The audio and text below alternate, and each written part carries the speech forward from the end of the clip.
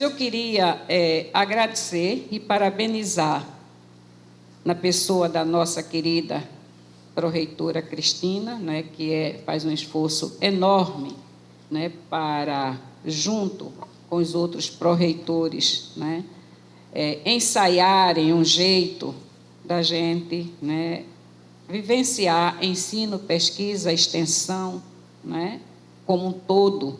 É esse o grande desafio que a gente vive historicamente.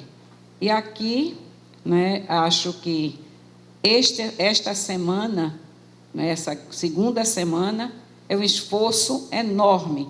E a extensão tem assumido, né, esse papel de articuladora que a gente reconhece na nossa querida Cristina. Gostaria de dizer também, agradecer a presença, né, do nosso reitor, o esforço e a sua presença hoje aqui, né, inaugurando, reabrindo, né, a Rádio Paulo Freire. E que hoje é um momento de festa, né, ter essa rádio homenageando Paulo Freire é retomar exatamente o desejo, o sonho e o esforço de Paulo Freire, que fez deste lugar o seu laboratório. Costumo dizer que a pedagogia do oprimido, ela não tem fronteiras. Mas costumo dizer também que aqui foi o berço da pedagogia do oprimido.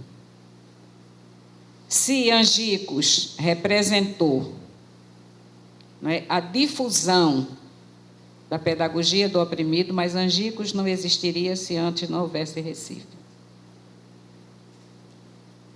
Então, somos agradecidos pelo esforço da Pró-Reitoria de Comunicação, somos agradecidos pelo esforço que a reitoria, na pessoa do professor Anísio Brasileiro, fez para que hoje a gente pudesse estar aqui comemorando a Rádio Paulo Freire. Eu dizia, eu não queria sair do auditório porque eu queria saber como é que se inaugurava uma rádio, eu nunca tinha visto, né? Principalmente a Rádio Paulo Freire. Então, somos felizes. Então, parabéns para nós e a nossa gratidão. E não vou me alongar em relação a cumprimentar as pessoas. Sintam-se todos e todas cumprimentadas na pessoa do professor Brandão, né, que efetivamente está sempre num processo de escuta de uma forma incansável, né? Então, é aquele que sabe escutar, né, respeitosamente, sem apenas colocar o ouvido à disposição, mas ele inteiro à disposição. Muito obrigada pela sua presença. Então, o tema 50 anos de pedagogia do oprimido, Vozes da Formação, eu digo que presta homenagem a Paulo Freire e a sua obra, e afirma a inseparabilidade entre o autor e a obra. Declara a relação teoria-prática e anuncia a praxis freiriana. E o tema carrega a possibilidade de reflexão e de posicionamento. Acho que é isso. Quando a gente está pensando, falando, refletindo, a gente não pensa Paulo Freire somente pelo ato do pensar, mas também para que, com este pensamento, a gente possa se posicionar. Para abordar esse tema, eu fiz a opção de tomar a produção acadêmica, como sempre fazemos, mas também quis ouvir pessoas, ouvir aquelas pessoas que tomam Paulo Freire como referencial para o seu trabalho cotidiano. Assim, fiz uma escuta a colegas, professoras e professores que atuam em espaços educacionais diversos para fazer com que a minha fala ecoasse múltiplas vozes para expressar o seu olhar para Paulo Freire e a sua obra. Então, terei eu a minha percepção, mas serei eu também porta-voz de outros colegas professores. Juntaram-se a essa opção indagações que serviram como reflexão, sistematização e ganharam forma de roteiro para esta exposição. Indaguei-me: quem é o cidadão local e planetário autor de Pedagogia do Oprimido? Por que Paulo Freire e Pedagogia do Oprimido têm reconhecimento internacional? Que vozes ecoam sobre a obra e o autor? Essas indagações constituem o conteúdo da minha exposição. Portanto, a minha preocupação, a minha organização foi de aqui passar por esses 3 pontos. Quem é esse cidadão que é ao mesmo tempo local e planetário, sem nunca ter deixado de ser recifense? Porque Paulo Freire e Pedagogia do Oprimido tem reconhecimento internacional, e que vozes ecoam sobre a obra e o autor. Paulo Freire é o cidadão local e planetário, autor da Pedagogia do Oprimido. Recifense de Pernambuco, nordeste do Brasil, cidadão do mundo que na sua andarilhagem semeou palavras e esperanças.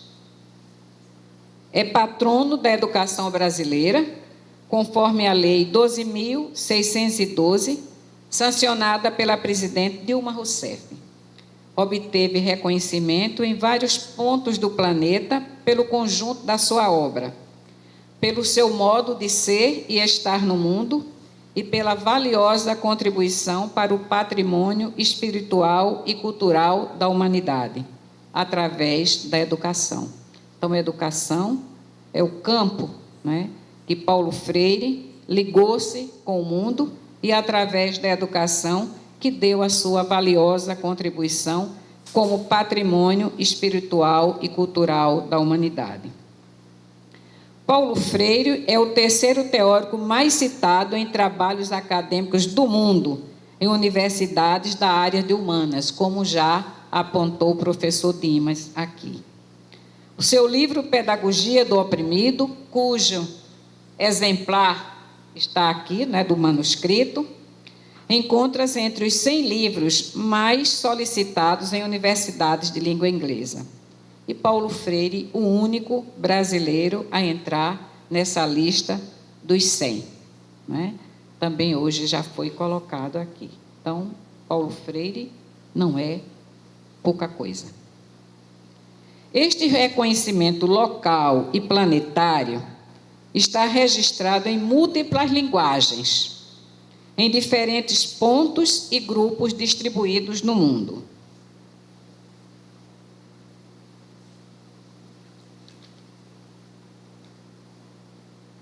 Só um minutinho. Paulo Freire recebeu o Prêmio Educação pela Paz da Unesco em 1986. Além dos títulos honoríficos, há estudos realizados sobre ele e sua obra, publicados em livros e revistas. Há registros em fotos, em bustos, esculturas, suficientes para construir um memorial. Nós temos material suficiente para construir um memorial Paulo Freire. Entre as manifestações de reconhecimento, destaco algumas que considero representativas. Em Estocolmo, se encontra a escultura que destaca personalidades que lutaram pela paz e pela solidariedade. Repito, personalidades que lutaram pela paz e pela solidariedade.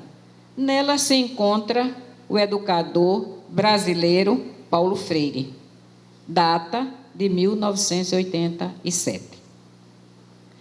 No Ministério da Educação do Brasil, um monumento realizado em mosaicos de mármore e granito, homenageando Paulo Freire, redimindo uma dívida nacional para com um dos maiores pensadores deste país.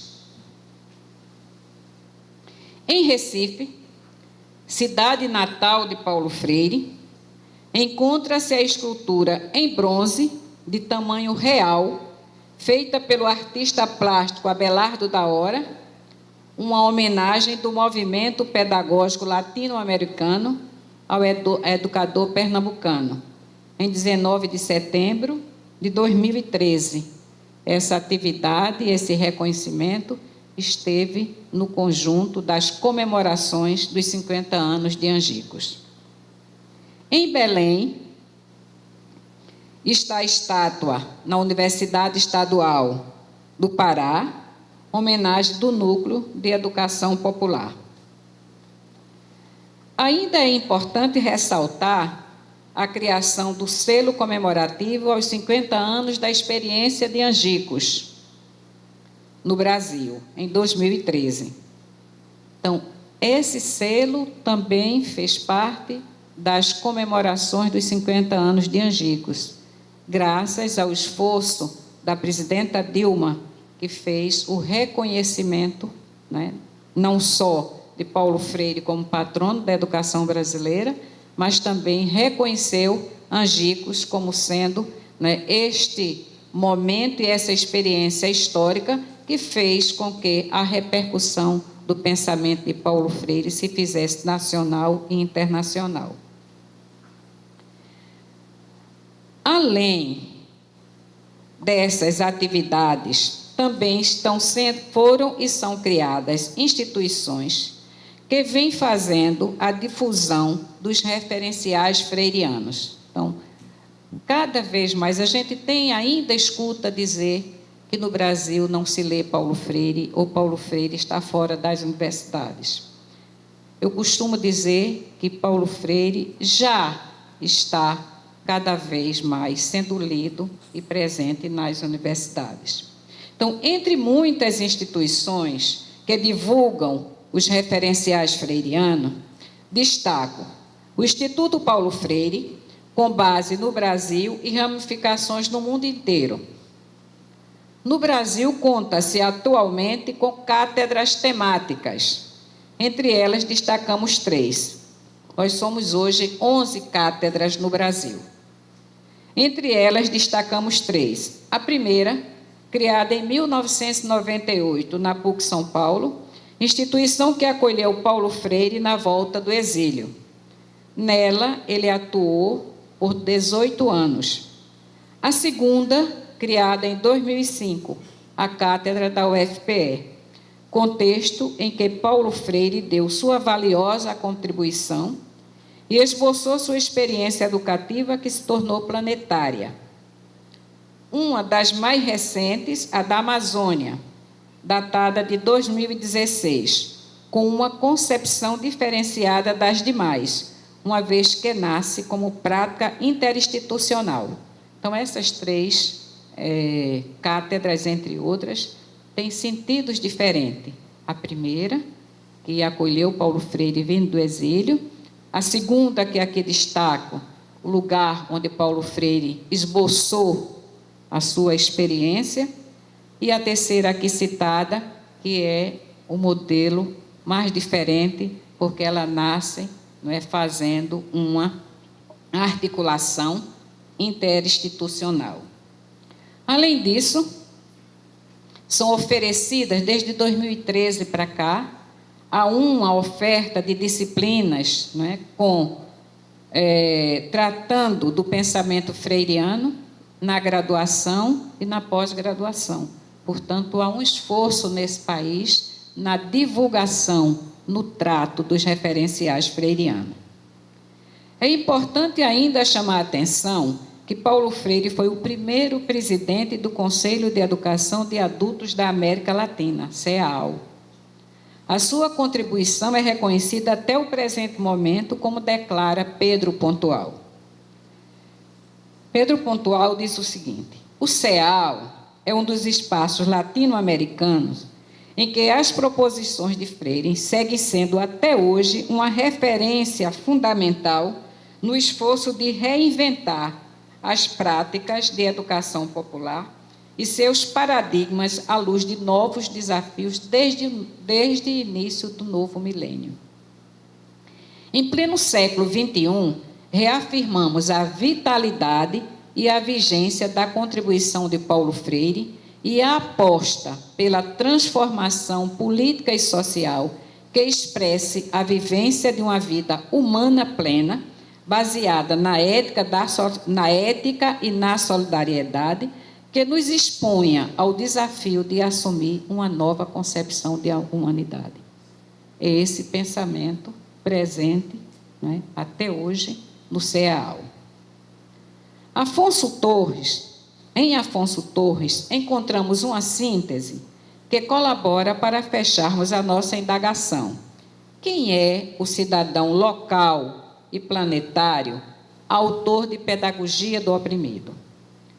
A obra de Freire, diz ele, foi mais além do seu sistema de alfabetização, formando diretrizes fundantes, tanto da educação popular como das pedagogias críticas.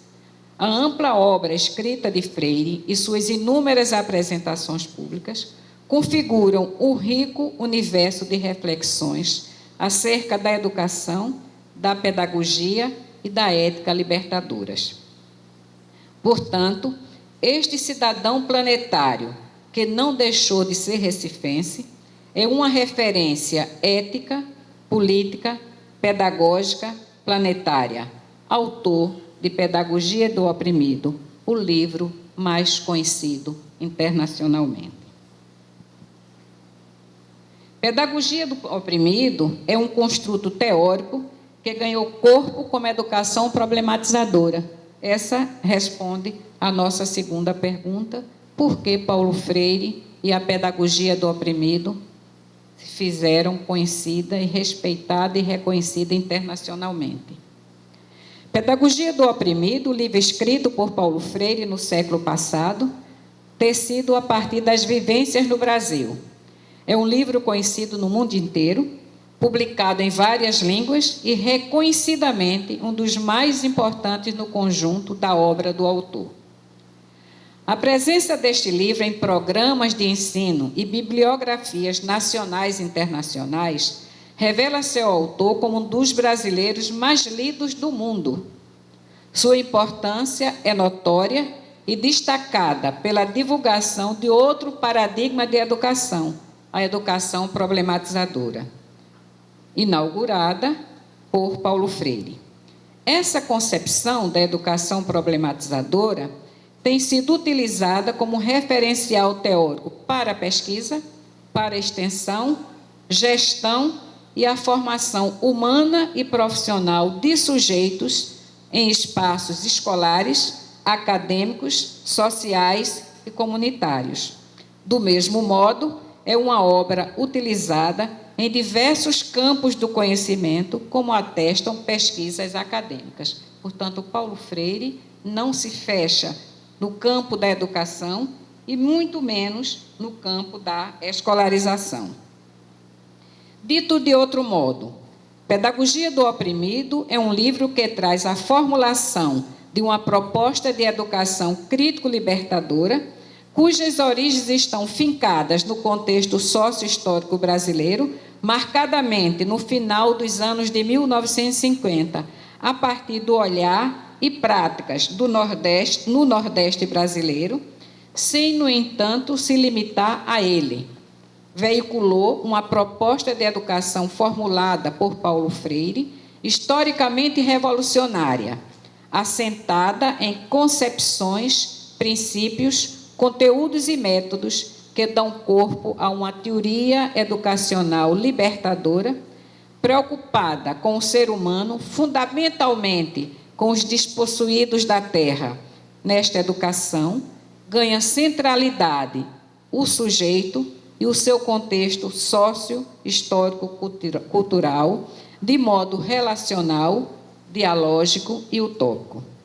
A concepção de educação problematizadora, experimentada por Paulo Freire, se contrapõe e, ao mesmo tempo, supera a concepção de educação bancária.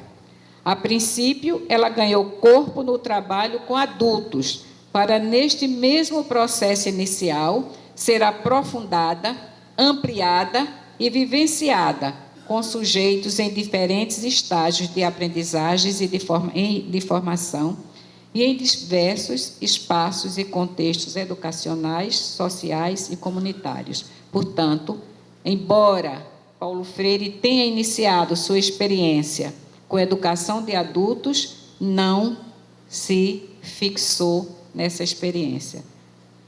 A perspectiva freiriana, ela é um referencial para todos os campos do conhecimento, né? E para todos os níveis de ensino.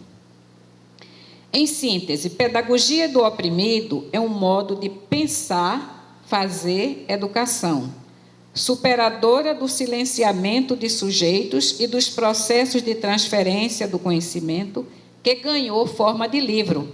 Portanto, pedagogia do oprimido é mais do que um livro.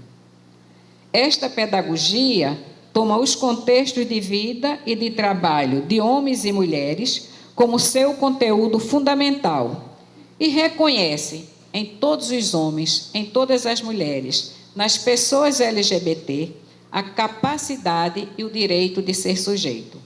Configura-se, desse modo, como estratégia de um projeto de sociedade e de educação crítico-libertadora, cujo horizonte é a justiça social e a humanização da pessoa humana.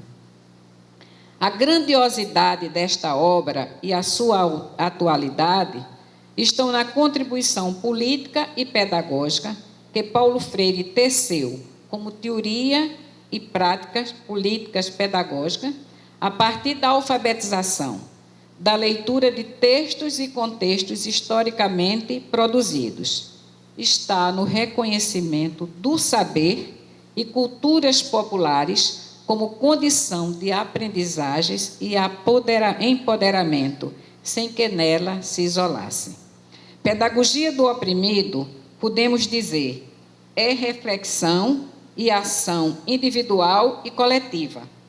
Leituras de mundo que Paulo Freire realizou e sistematizou ao longo da vida, portanto, não se prende à pedagogia do oprimido apenas, e que perpassa todos os seus livros.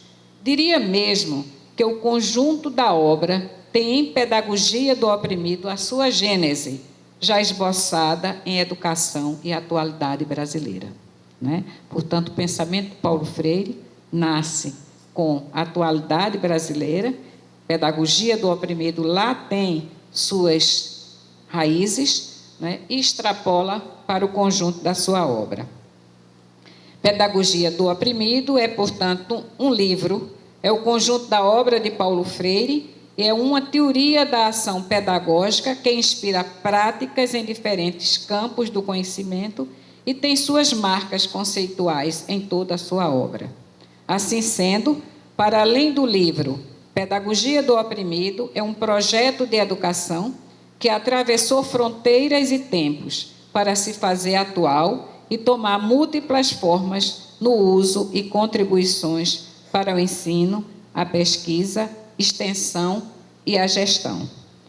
É uma educação que se fundamenta e se orienta na compreensão que o ser humano é sujeito do processo de conhecimento, que o conhecimento emerge da realidade social e a ela retorna como compreensão e intervenção na realidade.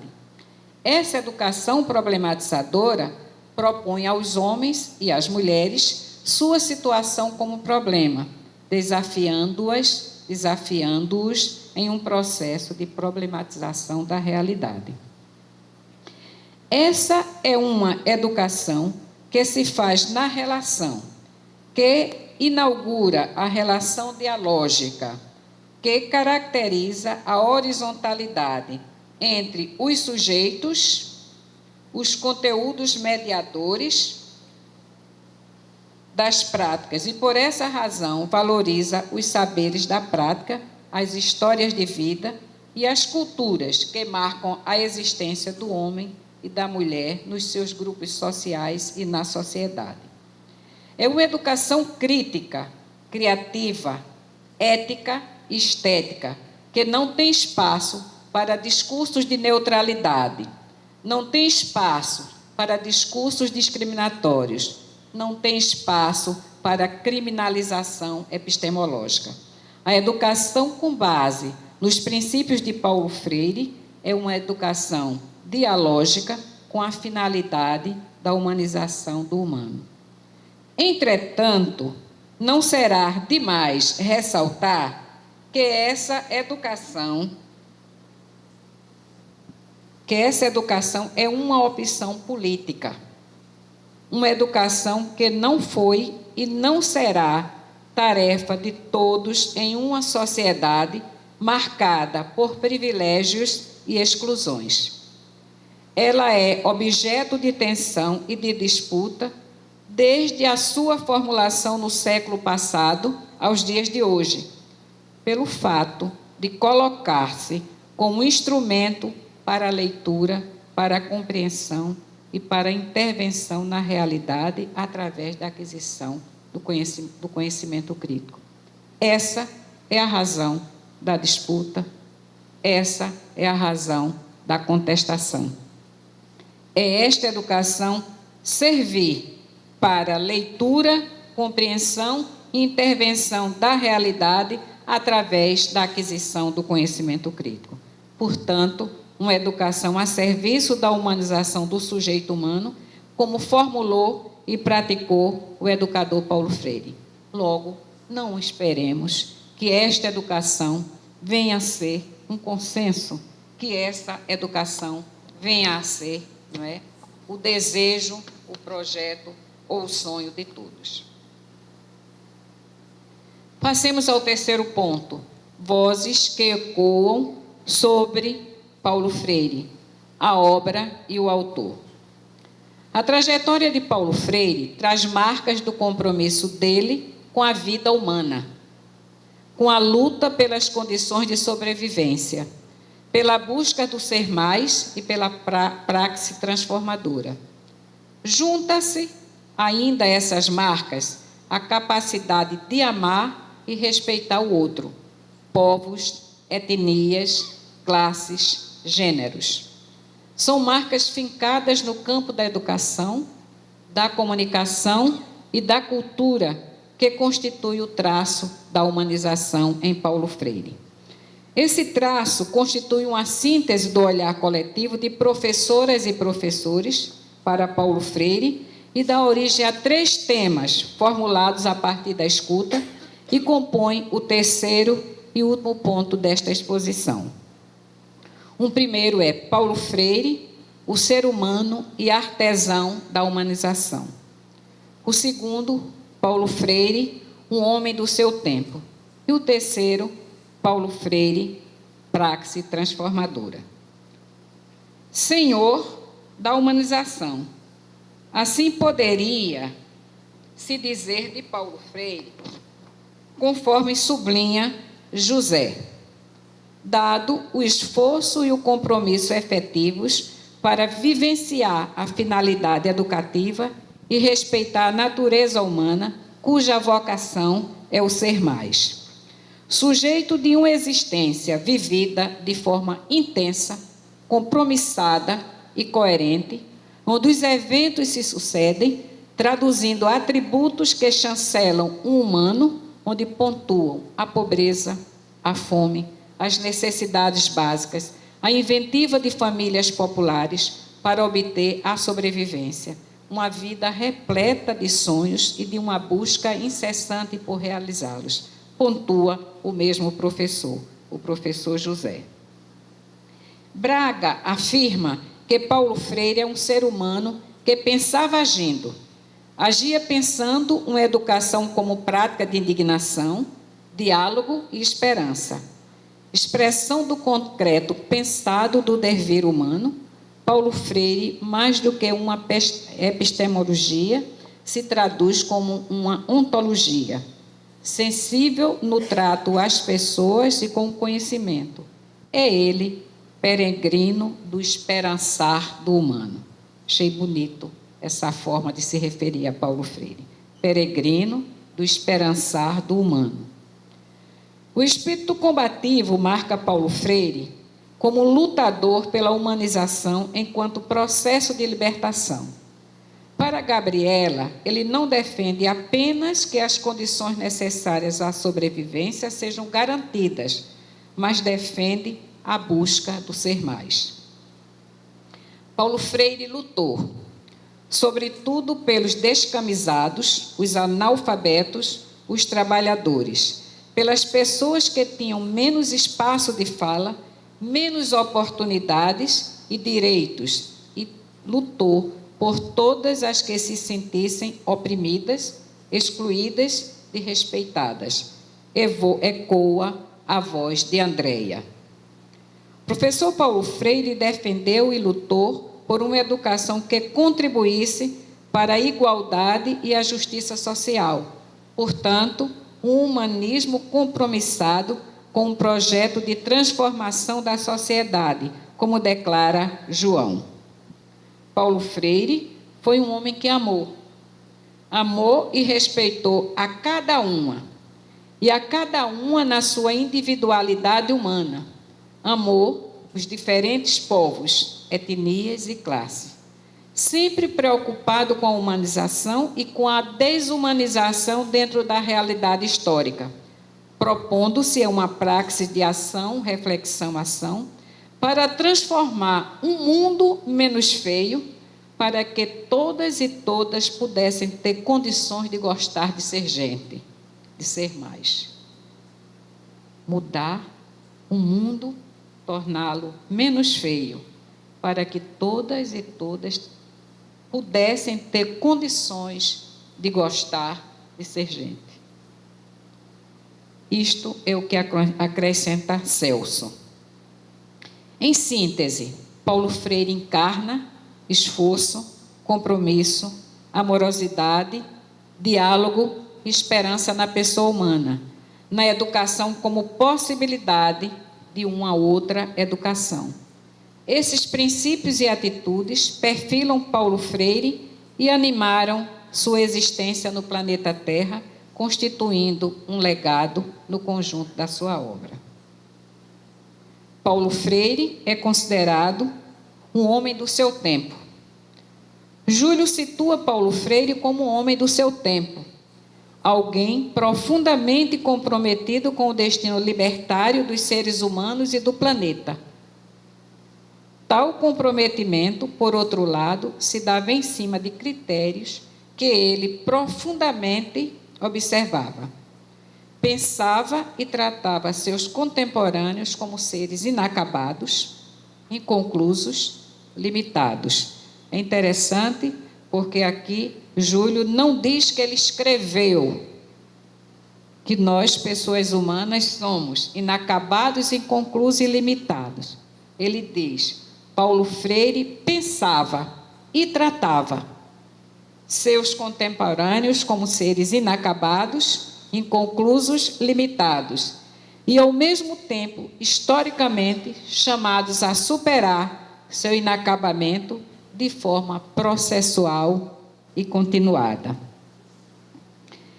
É mobilizador o fato de Paulo Freire não escrever palavras, mas escrever palavras comprometido com a vida, desumanizada ou com possibilidades de humanização, a ser resgatada quando na miséria, por ela lutar quando em opressão, ampliada porque sempre confiou,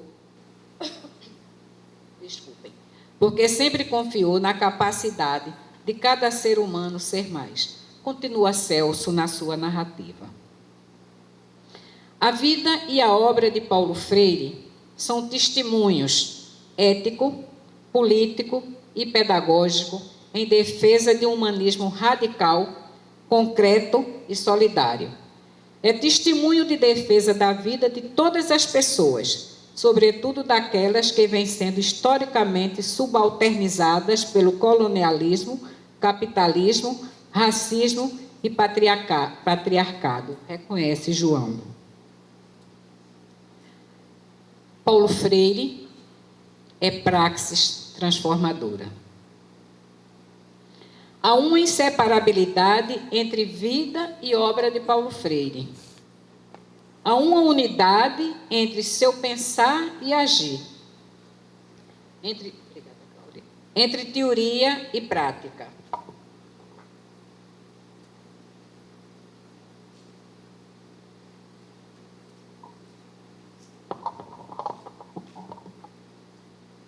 Essa coerência entre teoria e prática, pensamento crítico e ação reflexivas são características do que fazer freiriano. Essa coerência faz com que Paulo Freire seja sujeito da praxis político-pedagógica transformadora. Princípios, finalidades, posturas e ação constituem o humano e a humanidade de Paulo Freire. Na sua obra, nas entrevistas e depoimentos, concedidos e apanhados, estão presentes relações e atitudes de ação, reflexão-ação, que depõem sobre a relação de respeito ao outro, cuja origem se encontra na relação dialógica. A crença nas possibilidades do ser humano, criticidade, criatividade e amorosidade são princípios, critérios e modo de Paulo Freire estar no mundo. Assim foi seu percurso, assim foram suas escolhas e ações. A exemplo das experiências com a alfabetização de adultos, com a cultura popular e com a criação de equipamentos culturais, a exemplo da revista Estudos Universitários e da rádio universitária, hoje a nossa rádio Paulo Freire.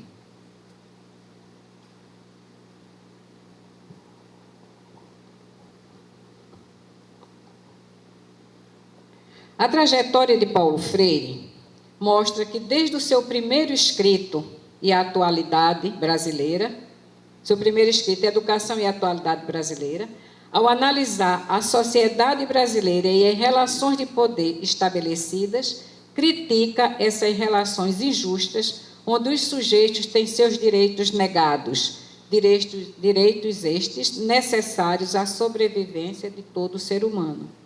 Entretanto, Paulo Freire não defende apenas que as condições necessárias à sobrevivência sejam garantidas, mas defende a busca do ser mais, conforme depoimento de Gabriela. Andréia chama a atenção para o modo cuidadoso, coerente e crítico com que Paulo Freire pautou a sua vida pessoal e profissional. A profunda capacidade de amar, de se relacionar e de se reconstruir. Paulo Freire fala de amor como convite a estarmos juntos, a vivermos melhor e de forma mais bonita, a vivermos melhor e de forma mais bonita a nossa convivência social, afirma Andréia. Em uma palavra, a educação foi o campo de luta de Paulo Freire.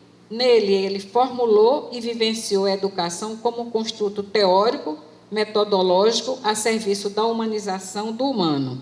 Celso chama a atenção para esse projeto político-epistemológico freiriano, ressaltando que Paulo Freire solidarizou-se de corpo e alma com as experiências de dor e sofrimento, de esperança e luta, quando se tratava das condições para a vocação ontológica de ser mais.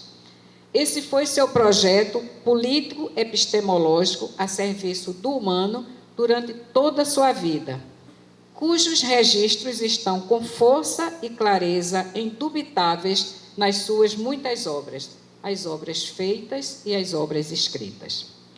Augusto colabora com essa inquietação e proposição freiriana, afirmando: Paulo Freire, ao assumir o que fazer do ser mais, enquanto vocação ontológica do humano como ser de relações, nos possibilitou adentrarmos com praxis libertadora, situada na dialeticidade, na dialogicidade como prática de enfrentamento aos abusos contra a vida, contra a essência do ser humano, contra o mundo. Nesta mesma direção do ser mais, como vocação ontológica do homem e da mulher, inscreve-se Damiana, com foco numa perspectiva de liberdade, autonomia e responsabilidade como condição de sujeito. Diz ela: eu e todas as pessoas temos o direito de criar o mundo em que queremos viver. Temos o direito de decidir o que é para nós melhor. Temos o direito de amar e ser amadas. E, por além de defender teoricamente, também agir no sentido dessa defesa. Eis aqui o sentido de sujeito histórico e vocacionado para ser mais na fala de Damiana. O respeito de Paulo Freire à humanidade ganha explicitação com Rosália, quando ela afirma o conjunto da obra como um testemunho. Daí que, segundo a professora, esse testemunho pode ser traduzido na sua obra, que atravessa a história da educação popular como marco teórico e prático, fundamentado na sua concepção de educação como processo gnosiológico, como processo dialético que, ancorado a partir da prática, sua teorização retorna à prática.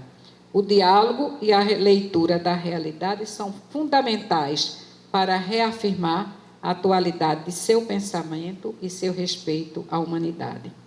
Nesta direção, Celso reforça essa dimensão da obra e da vida, ao dizer que Paulo Freire, com suas pedagogias do oprimido, da indignação, da autonomia, da esperança, da ética,